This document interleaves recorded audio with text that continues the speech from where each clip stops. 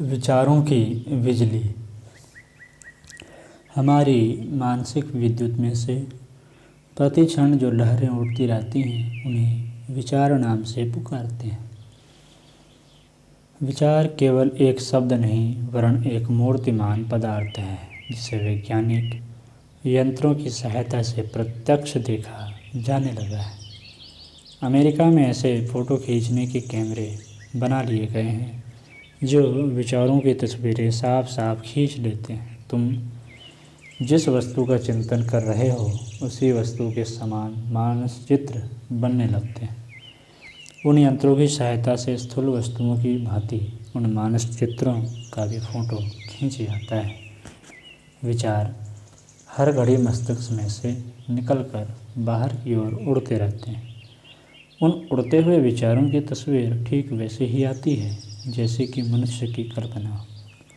तुमने पानी में लहरें उड़ती हुई देखी होंगी।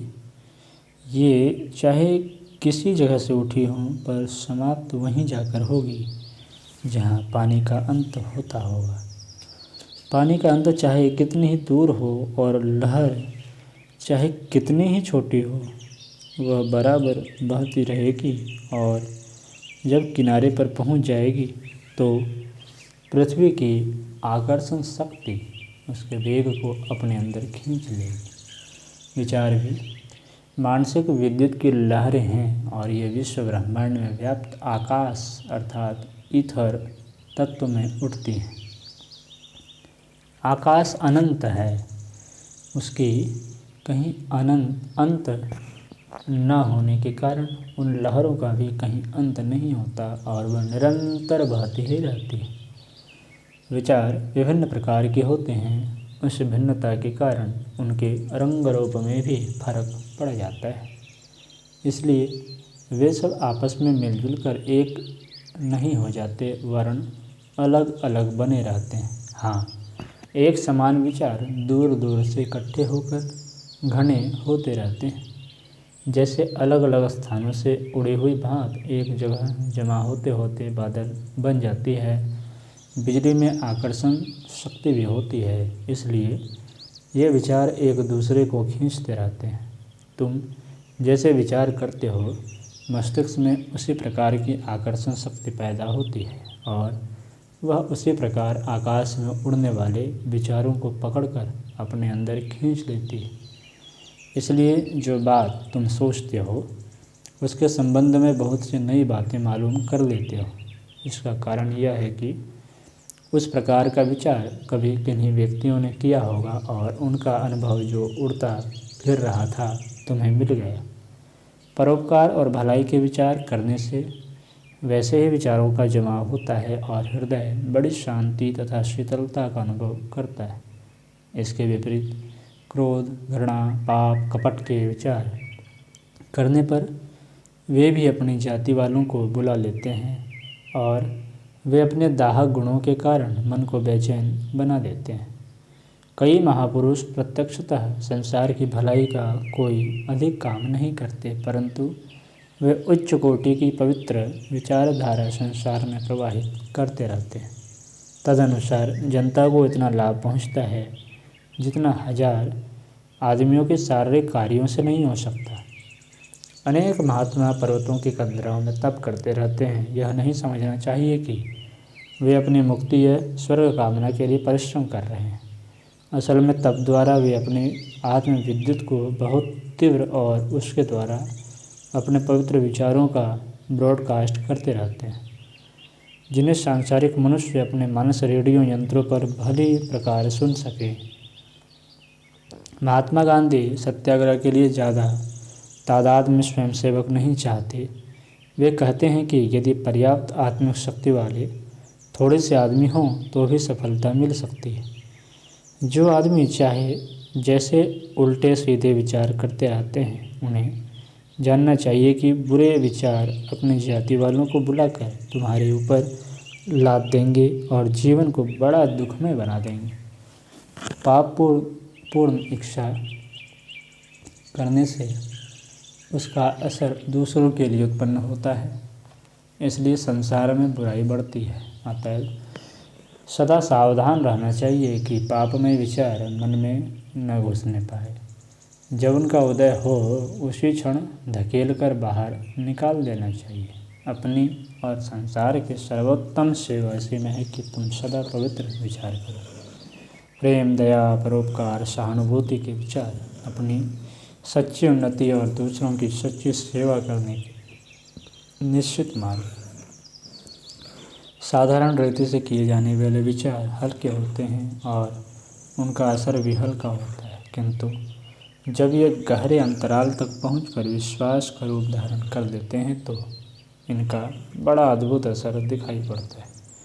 कहा गया है कि विश्वासो फलदायकः, अर्थात दृढ़ विश्वास इतना प्रबल होता है कि इसके द्वारा उपस्थित होने वाले फल भी आश्चर्यजनक होते हैं।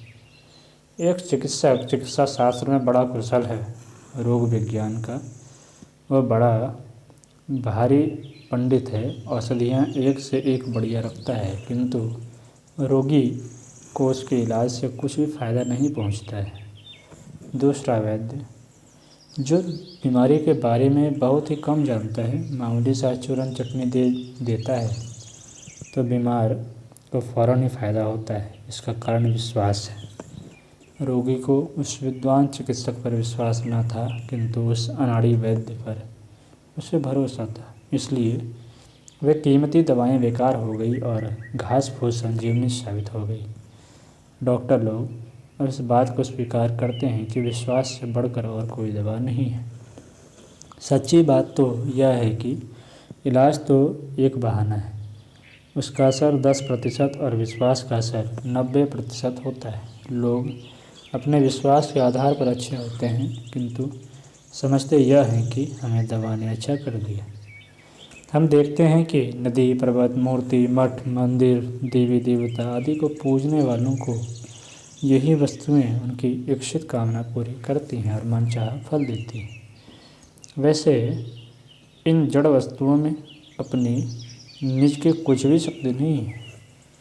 कोई कुत्ता उन पर मूत दे तो भी अपनी रक्षा नहीं कर सकती। फिर भक्तों को इष्टफल कैसे देती है? एक तत्वदर्शी ने इस संबंध में गहरा अनुसंधान करके बताया कि गहरे विश्वास के साथ हुई आराधना जिस पर समर्पित की जाती है उससे टकरा कर वापस लौट आती है। रबड़ की गेंद को जितने जोर से खींचकर दीवार पर मारा जाएगा वह उतने ही अधिक वेग के साथ लौटकर तुम्हारे पास आ जाएगी। श्रद्धा और भक्ति की भावना में आत्मशक्ति का बाहुल्य रहता है और वह इष्ट देव से टकराकर जब वापस लौटती है तो उसमें पूरा बल होता है। देवता में जितना विश्वास होगा उतना ही अधिक वह फल देगा। असल में मूर्ति आदि जड़ वस्तुओं में अपना निजी बल कुछ नहीं है। उनमें पूजा के योग्य बस एक ही गुण है कि जिससे जो कुछ लेती है उसमें बिना रत्ती भर घटाए बढ़ाए उसे ज्यों का त्यों लौटा देती है। महाभारत में एक कथा है कि एकलव्य नामक भील ने गुरु द्रोणाचार्य से शस्त्र विद्या सीखनी चाहिए, लेकिन जब उन्होंने सिखाने से मना कर दिया तो एकलव्य ने जंगल में जाकर उन द्रोणाचार्य की मूर्ति स्थापित की और उसी को गुरु मानकर धनुर्विद्या सीखने लगा। फलस्वरूप वह इतना कुशल हो गया जितना कि प्रत्यक्ष द्रोणाचार्य के शिष्यों में से एक भी न था। इस प्रसंग में यह नहीं सोचना चाहिए कि द्रोणाचार्य की मूर्ति में कुछ चमत्कार था, वरन विद्या देने वाले वस्तु तो उसकी आत्मिक भावना थी जो उस मूर्ति से टकरा कर लौटी थी और संतोषजनक परिणाम उपस्थित किया था। धर्मशास्त्र और योग शास्त्र दोनों ने एक स्वर होकर गुरु की बड़ी महिमा गाई है। कितने ही बड़े बड़े ग्रंथ गुरु की महिमा में लिखे हुए हैं। यहाँ तक कि गोविंद से भी गुरु को बड़ा बताया गया है। इस विवेचन का रहस्य यह है कि उस पर जितनी श्रद्धा होगी वह लौटकर उतनी ही मात्रा में तुम्हारी उन्नति करेगी। गुरु कहलाने वाला भी आखिर मनुष्य ही है और जब तक वह शरीर धारण किए हुए है तब तक शरीरधारी से होने वाली त्रुटियाँ उससे भी होती रहती है। फिर साधारण या थोड़े बहुत उन्नत मनुष्य को उतनी बड़ी महिमा जो प्रदान की गई है, उसका वास्तविक रहस्य यही है जो ऊपर कहा गया है। महर्षि दत्तात्रेय ने 24 गुरु बनाए थे, जिनमें कई तो अज्ञ मनुष्य और पशु पक्षी तक थे। वे दत्तात्रेय की अपेक्षा बहुत ही कम ज्ञान रखते होंगे और यहाँ तक कि यह भी न जानते होंगे कि गुरु किसे कहते हैं या हम किसके गुरु हैं। फिर भी उन अज्ञानी गुरुओं द्वारा दत्तात्रेय ने उतना ही लाभ उठाया जितना एक पहुँचे हुए सिद्ध गुरु से उठाया जा सकता है। इस युग में भक्ति का उपहास उड़ाया जाता है, पूजनीय वस्तुओं में दोष ढूंढे जाते हैं और श्रद्धा विश्वास को भ्रमजाल कहा जाता है। कहने वाले को हम झूठा नहीं कहते, क्योंकि पंच तत्वों के बने हुए इस प्रपंच में भ्रम या त्रुटियों के अतिरिक्त और भला हो ही क्या सकता है। सत्य तो केवल परमात्मा है, उसके अतिरिक्त और जो दिखाई पड़ता है भ्रम है, मिथ्या है। कौन कहता है कि पत्थर की प्रतिमा ईश्वर है या हाड़ मांस का मनुष्य किसी का गुरु है। जो खुद भी चल फिर न सके वह कैसा ईश्वर है। जो अपने विकार भी दूर न कर सके वह कैसा गुरु। तत्वज्ञानी जानते हैं कि यह वस्तुएं साध्य नहीं, साधन है। आत्मा अपने आप अपना विकास या पतन करती है। बाहरी वस्तुएं तो सहायक मात्र हैं, परंतु स्मरण रखिए, मनुष्य को इन साधनों की अनिवार्य आवश्यकता है, क्योंकि बिना साधनों के साध्य तक पहुंच जाना असंभव है। विश्वास जब अधिक दृढ़ होते हैं तो वे भी मूर्तिमान हो जाते हैं। भूत प्रेतों में हम असत्य नहीं कहते, वे होते हैं और कई बार अपने प्रत्यक्ष अनुभव देते हैं, परंतु अनेक बार हमारे विश्वासों की प्रतिमाएं ही भूत रूप में से दृष्टिगोचर होती है। यदि तुम विश्वास कर लो कि अमुक बरगद पर भूत रहता है और अंधकार के समय वहाँ जाओ, तो पेड़ की कोई टहनी ही भूत बन जाएगी और उसमें हाथ पाँव मुँह आदि सारे अंग भूत जैसे उगाएंगे। हो सकता है कि वह चले फिरे भी और कुछ बातचीत भी करे। असल में वह बरगद का भूत नहीं था, वर्ण विश्वास का भूत था। जैसे कि मूर्ति पूजकों को मूर्तियाँ अपना प्रभाव दिखाती है, देखा गया है कि अधिकांश भूत उन्हीं लोगों पर असर करते हैं जो उन पर विश्वास करते हैं। हाँ, उन थोड़ी सी घटनाओं की बात अलग है जिनमें वास्तविक प्रेतों का समावेश होता है। तांत्रिक अनुष्ठानों के द्वारा मारण, मोहन, उच्चाटन, वशीकरण, स्तंभन तथा अन्य प्रकार के भले बुरे काम होते हैं। इन प्रक्रियाओं में कितनी ही बार देखा जाता है कि कुछ चमत्कारिक कार्य ऐसे होते हैं मानो कोई दूसरा अप्रत्यक्ष व्यक्ति हाथ पांव से इन कामों को कर रहा है। ये कार्य किसी भूत प्रेत के नहीं, वरन तांत्रिक की भावना प्रतिमा के द्वारा होते हैं। छाया पुरुष कई व्यक्तियों को सिद्ध होता है। यह कोई और चीज़ नहीं है, केवल अपने विद्युत परमाणुओं के द्वारा विश्वास के आधार पर रची गई एक सजीव मूर्ति है, जो सूक्ष्म तत्वों से बनी हुई होने के कारण सूक्ष्म ज्ञान रखती है और कितने ही काम शरीरधारी की भांति या उससे भी अच्छी तरह कर सकती है। यद्यपि उसके स्थूल देह नहीं होती, कर्ण पिशाचिनी, यक्षिणी, भैरवी, दिव्य स्वप्ना आदि की सिद्धियों में भी आत्मतेज के कुछ प्रबल चित्र बन जाते हैं, जो उग्र साधन द्वारा गहरे जमाए गए विश्वास के मात्रा के अनुसार कार्य करते हैं। देवताओं का या ईश्वर का दर्शन होना, दिव्य वाणी सुनाई पड़ना या किन्हीं व्यक्तियों में कुछ विशेष चमत्कारिक शक्तियाँ होना, ये सब मानवीय विद्युत के मूर्तिमान और जीते जागते चमत्कार हैं। आज की कक्षा में इतना ही। अगली चर्चा हम लोग अगली कक्षा में करेंगे।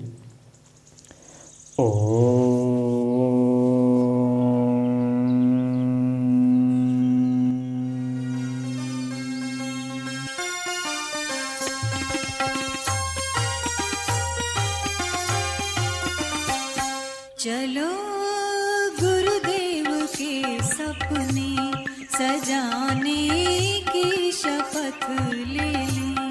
चलो गुरुदेव के सपने सजाने